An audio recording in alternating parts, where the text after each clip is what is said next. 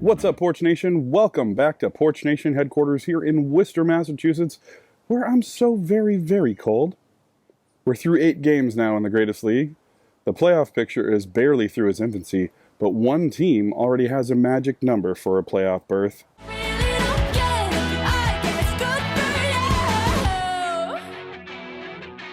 And our defending champion suffers just his second loss this season. 8 games, even more storylines. Let's get into it. We'll start from our highest winning score and progress on down to the lowest winning score as we recap this week, which brings us to Alex versus Andy. These guys combined for the second highest scoring game of the week, wink wink, including Alex's single highest score. Alex beat his projection by about 20 and Andy beat his by 2. Andy had the 5th highest single score this week, and that's just how it goes. We'll see how he recovers after Derrick Henry played his last game of the season. Our second highest score comes from yours truly. Adam and I battled a back and forth game all the way to the finish and combined for the highest score of the week. What does high score mean? New high score, is that bad? What does that mean? Did I break it? A huge credit goes to Philadelphia's defense, putting the bang thing on Detroit to the tune of 30 points. Although it was close down to the last game, it's never a good sign if your top scorer is a Jet. No offense to Michael Carter, who put up an impressive performance in the Jets' equally impressive win over the Bengals this week. Adams dealt just his second loss of the season and falls from first overall in the league to second, though still has essentially a 1.5 game lead over Skinner with tiebreakers to this point. Next on down is our 4th highest individual score.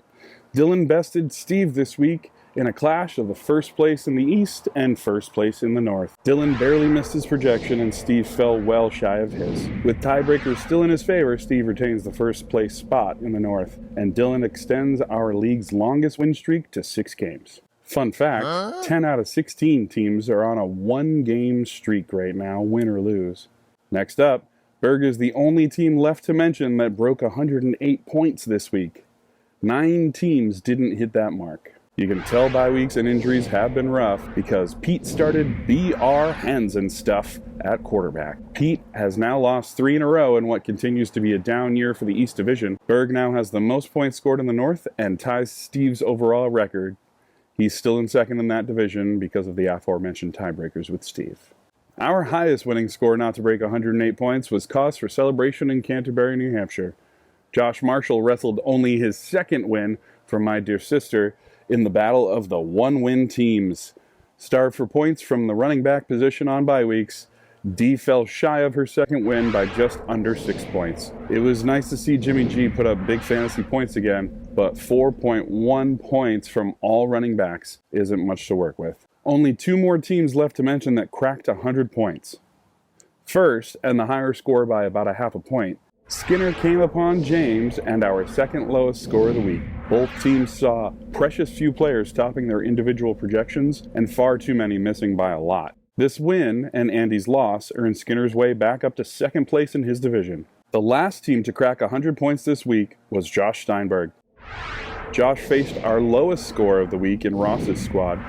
Sadly, Ross only saw 2 positions in his whole roster break 10 points.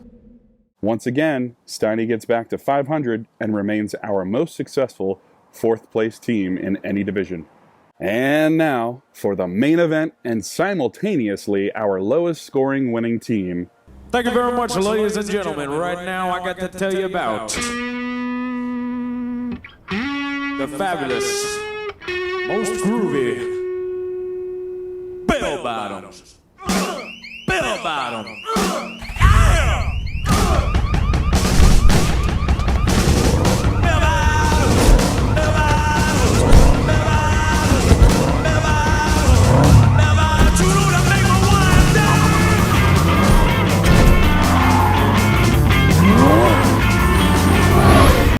Our game of the week this week featured 2 teams unable to crack 100 points. Bye weeks and injuries played a big role in this one. Going into Monday, Jeff was battling for the lowest score of the week. To add to the drama, Giants wideout Darius Slayton was projected 6 points on Monday, was thrown to twice, and dropped both for 0 points. Ultimately, Daniel Jones did just enough to get Jeff a come-from-behind win on Monday night. Joe loses by 1.25 points, and Jeff climbs back to 500 at 4-4. So here we are now. If the season ended today, we'd have Dylan, Adam, Alex, and Steve as our division winners and thus in the playoffs. Dylan and Adam, being our number 1 and number 2 seeds respectively, would have bye weeks. And myself and Berg, based on tiebreakers with Skinner, who has the same record as us, would be the wild card teams. Truly, anyone with 3 or 4 wins and a hot streak could make it at this point. We still have pride and sportsmanship to play for too, obviously. It is a no-money league after all, so what else do we have? Anyway, I gotta get out of here, and I'm sure you do too. More playoff implicating action coming next week. Until then, keep thriving, Porch Nation. And keep leaf blowing, apparently. All day, every day.